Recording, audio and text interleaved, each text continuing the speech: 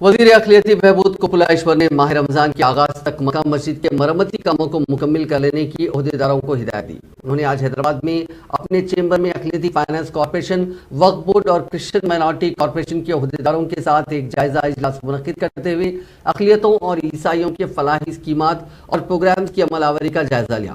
اس موقع پر وزیر اقلیتی بہبود کپلا ایشور نے محکمہ اقلیتی بہبود کے عہدیداروں کو ہدایت دی کہ وہ مکہ مسجد، جامع نظامیہ، انیس الغربا کے تعمیری اور مرمتی کاموں کو جلد سے جلد مکمل کریں۔ اسی طرح 15 فروری تک کرسچن بھون کی تعمیر مکمل کر لی جائے۔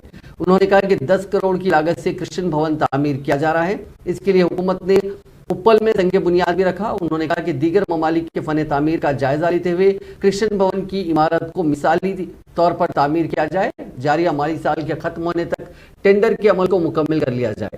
اس اجلاس میں محکمہ اقلیتی بہبود کے عہدیداروں نے وزیر موصوف کو بتایا کہ اقلیتی مالیاتی کارپوریشن کے تحت سبسڈی پر دیے جانے والے قرضوں کے لیے 2 لاکھ درخواستیں موصول ہوئی۔ اس اجلاس میں حکومت کے مشیر AK خان، وقف بورڈ کے صدر نشین مسیح اللہ خان، اقلیتی مالیاتی کارپوریشن کے صدر نشین امتیاز اسحاق اور پرنسپل سیکریٹری اقلیتی بہبود احمد ندیم کے علاوہ مینیجنگ ڈائریکٹر کانتی ویزلی، ڈائریکٹر شفیع اللہ اور دوسرے موجود تھے۔